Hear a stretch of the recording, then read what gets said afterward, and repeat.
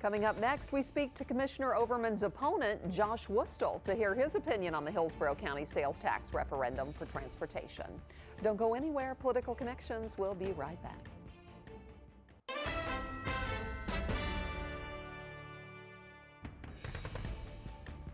And joining me now is Republican candidate for County Commission, Josh Wustel, who is running against our previous guest on the show, Kimberly Overman. Welcome. Good to see you, Josh. Thanks. Hi, Holly. Thank you for having me.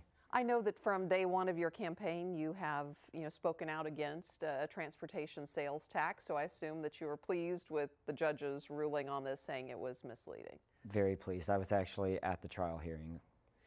What do you feel is misleading about that question? It's the fact that anyone that I've spoke to hasn't read Ordinance 2209 that governs the gray language that allows them to change and shift the money at any time.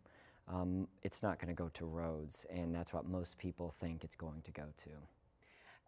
What do you think needs to be done then if the county says, look, we have a $13 billion hole when it comes to the projects we need funded or want to see funded for transportation? Voters have already said yes once before to this tax, which didn't get to materialize because the Supreme Court voted against it. But if you've got this big hole, if you agree that there is this need, if you do, how do you fill it? I don't know that the number 13 billion is right, and when I've been asked to prove that out, nothing concrete has been given.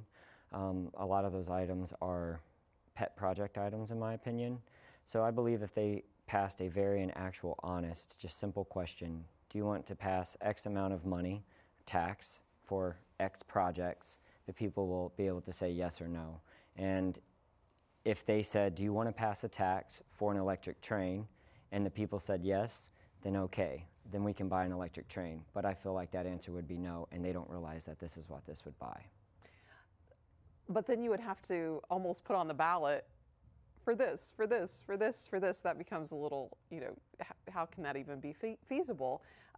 What do you think the solution is to, what do you see as the need for transportation, and what is the solution as you see it?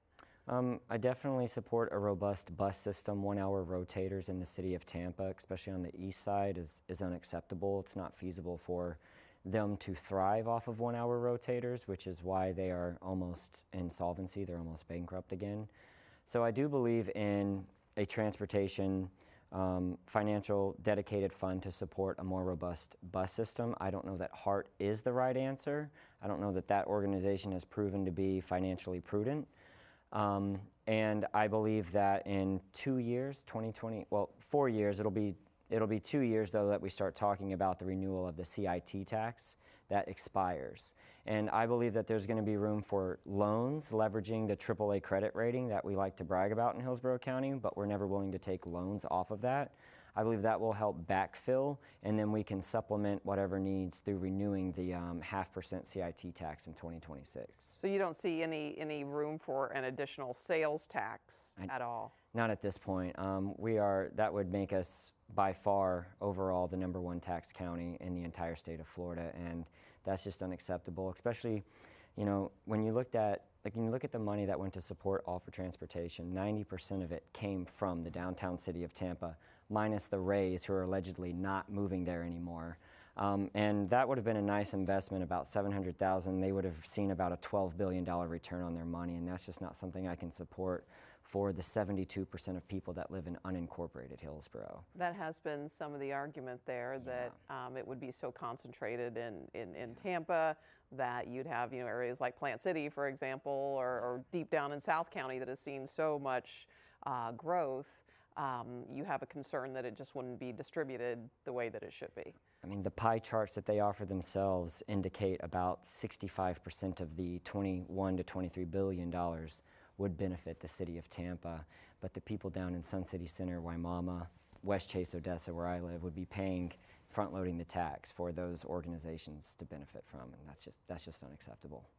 Well, we will see what happens with this. I know Kimberly Overman and the commission would like to see that, at least the vote count, and see where it stands. If it were to come back, let's just say that happens, that they at least are able to, count the vote And once again, Hillsborough County says yes, even in a time when, you know, the schools couldn't pass a tax. There's high inflation. Everybody's paying more for everything. It's a hard climate to pass a tax in. Absolutely. I'm asking you a hypothetical, but if they were to come back and say, yes, we want this, would that sway you at all to say, you know what, maybe this is what the community wants? The only reason I wouldn't is because this is 2 times in a row now, and just last night, elected officials told the electorate to ignore a sitting judge, that she doesn't know what she's talking about, that it wasn't misleading. And the problem with even allowing this to be counted is that you've already been told it's misleading. So we already know that voters don't know what they're voting on. So a yes or a no in this case is irrelevant because they don't actually understand what's on there. And a judge made that very clear on Monday. And I believe that that would be seen in the Supreme Court, which this will end up going to 4 to 6 years from now. And we have been there before Yep. one time. All right. So Josh Wastel, we certainly appreciate your time on this. Thank you. Thank you, Holly.